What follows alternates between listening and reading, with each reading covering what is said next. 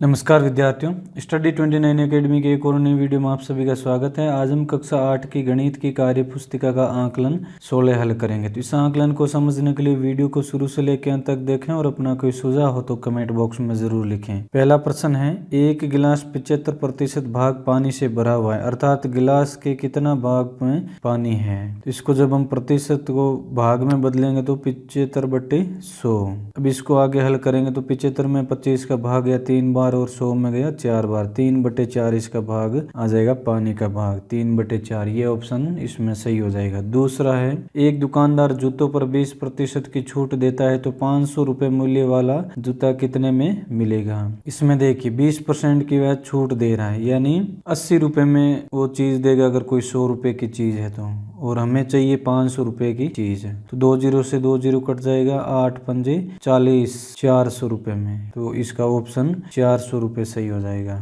प्रश्न संख्या 3, एक आयताकार फाइल 25 सेंटीमीटर लंबी व 10 सेंटीमीटर चौड़ी है तो वह कितने क्षेत्रफल को ढक लेगी। तो 25 सेंटीमीटर और 10 सेंटीमीटर, इनको हम आपस में गुणा कर देंगे। तो गुणा करेंगे तो आएंगे 250 सेंटीमीटर स्क्वायर। ये ऑप्शन इसका सही हो जाएगा। चौथा प्रश्न, समकोण त्रिभुज का क्षेत्रफल।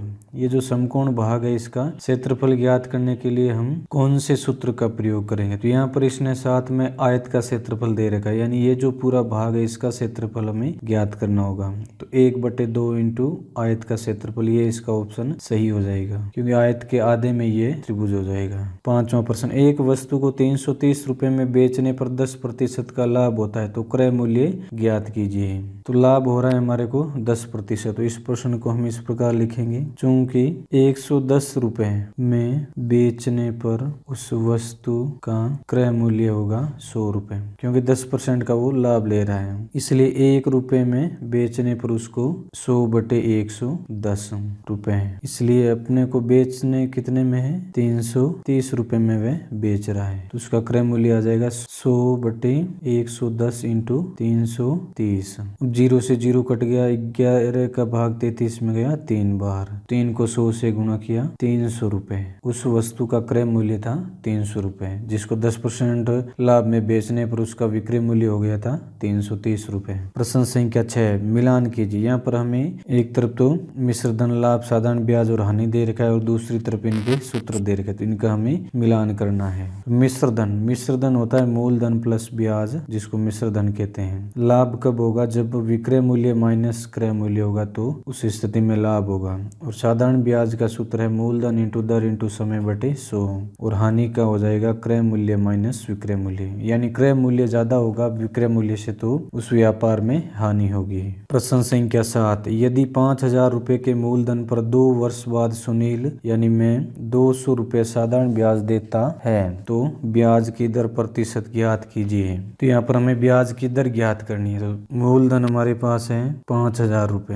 समय है 2 वर्ष और साधारण ब्याज है 200 रुपए, दर हमें ज्ञात करनी है। सबसे पहले साधारण ब्याज का सूत्र लिख लेते हैं, साधारण ब्याज बराबर मूलधन इंटू समय इंटू दर बटे 100। अब इनके जो जो मान हमारे पास उपलब्ध है वो लिख देंगे। ब्याज है 200 रुपए तो लिख दिया, मूलधन आ गया 5000 इंटू समय है 2 वर्ष इंटू दर हमें ज्ञात करनी है बटे 100। 2 जीरो से 2 जीरो कट जाएंगे। अब 200 में भाग दे देंगे हम, 50 को 2 से गुणा किया 100 हो जाएंगे, तो इधर आ जाएंगे 100 बराबर दर।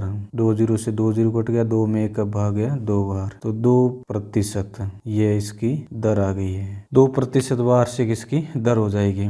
8वां प्रश्न, रिक्त स्थानों की पूर्ति कीजिए। यहाँ पर हमें आधार दे रखा है, ऊंचाई ज्ञात करनी है, त्रिभुज का क्षेत्रफल हमें दे रखा है। इसमें क्या होता है, त्रिभुज का क्षेत्रफल का जो सूत्र होता है उसको लागू करते हुए हम इनको हल करते हैं। जैसे ये 15 सेंटीमीटर आधार दे रखा है, ऊंचाई हमें ज्ञात करनी है और इसका त्रिभुज का क्षेत्रफल है 87 सेंटीमीटर स्क्वायर। तो इसको जब हम हल करेंगे तो 87 सेंटीमीटर स्क्वायर ये हम रख देंगे क्षेत्रफल की तरफ, त्रिभुज का क्षेत्रफल। उसके बाद इसका सूत्र होता है 1/2 इंटू आधार इंटू ऊंचाई, तो आधार की जगह 15 लिख देंगे और ऊंचाई यहाँ पर ऐसा कैसा लिख देंगे। अब इसको आगे जब हम हल करेंगे तो ये आ जाएंगे 87 इंटू 2/15 बराबर ऊंचाई। अब इसको हम हल करेंगे तो इसका जो मान आएगा वो 11.6 6 सेंटीमीटर, ये इसकी ऊंचाई हो जाएगी। उसी प्रकार हम यहाँ पर ऊंचाई ज्ञात की है, अगले में इसमें क्या करेंगे, त्रिभुज का क्षेत्रफल इसकी जगह रख देंगे, ऊंचाई का मान इसकी जगह रख देंगे और यहाँ बच जाएगा आधार। तो जब इनको हल करेंगे तो आधार आ जाएगा 80 सेंटीमीटर, 80 सेंटीमीटर इसका आधार आ जाएगा। और तीसरे में जब हल करेंगे तो इसका हल आ जाएगा 15.5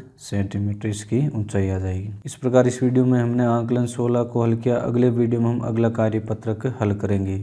वीडियो अगर उपयोगी लगा हो तो इसको लाइक करें और अपने दोस्तों में शेयर करें। चैनल पर पहली बार आए तो चैनल को सब्सक्राइब कर लें और बेल आइकन भी दबा दें ताकि आने वाले वीडियो के नोटिफिकेशन आपको समय पर मिल सकें। वीडियो को पूरा देखने के लिए आपका बहुत बहुत धन्यवाद।